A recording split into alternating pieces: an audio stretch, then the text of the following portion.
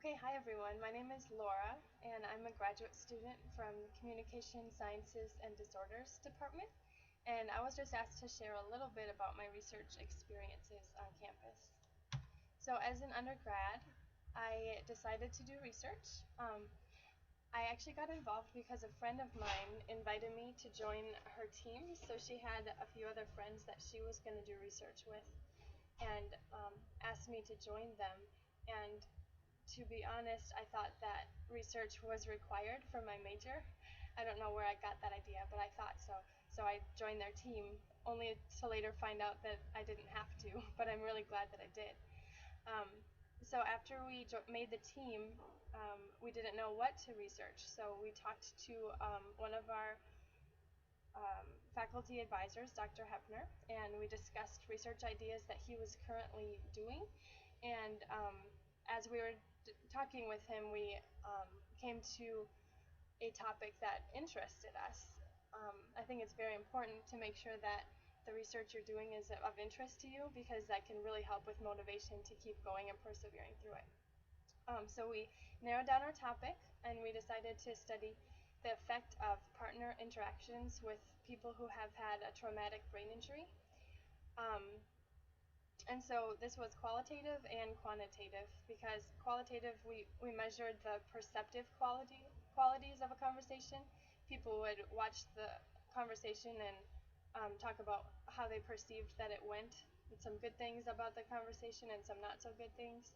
And then we also took some quantitative data and had people measure the frequency of conversational behaviors that occurred throughout the conversations. And we were able to compare the quantitative and qualitative data.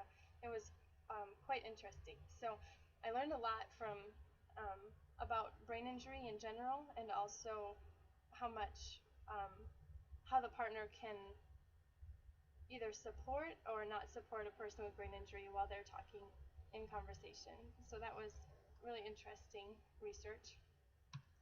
What did I learn from it? Well, apart from learning specifically about the content we were studying, I also developed a better understanding of the research process in general, how to read and analyze other people's research as I was preparing for my own, as well as how to conduct the research and just go through the process of everything.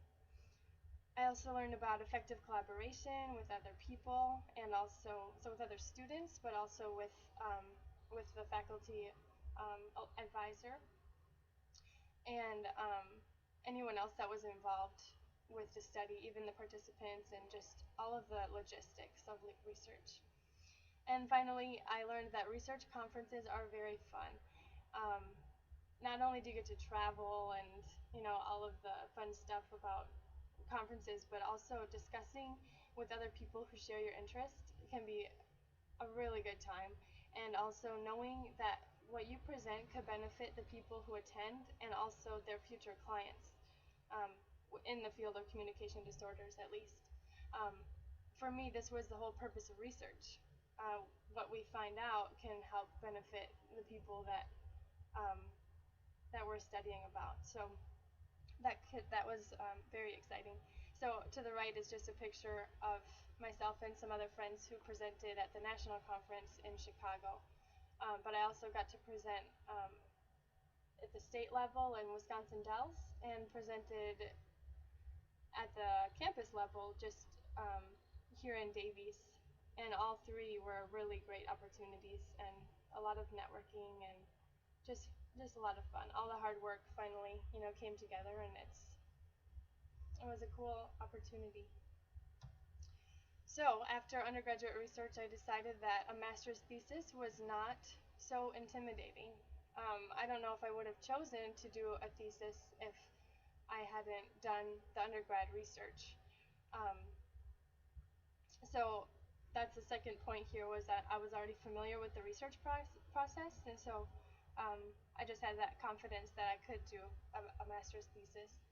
And also, I had a genuine question of interest. I think that is one of the most important things when deciding if you want to do research and how you want to do it, is that when you have that genuine question, it just helps you when you get to the really times when you have to persevere and push through and deal with all the little details, you can take a step back and just remember the big picture that you really want to know about the topic that you are researching, and remembering who it's going to benefit and why. So I do encourage that you have a question in mind, or develop a question that really means something to you. For myself, I'm going to be looking at student veterans' use of on-campus speech and language services, and one of the reasons why this is important to me is because I have a family member who is a student veteran, and I just know that I wanted to understand the transition from the military into the college setting. So, yeah. The future benefits of doing research in school is I can now better navigate the literature of my field and have a sense for how to interpret and apply the research that I read to my work.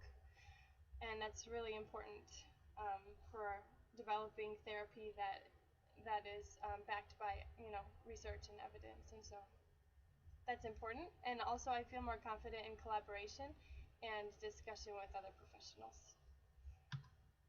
And just as a PS, research can seem intimidating, but once it is broken down into manageable chunks, it is very doable. And I encourage you to try it out if you are even considering it. And just take things one day at a time, or if you have to, even 1 minute at a time. Thanks for listening.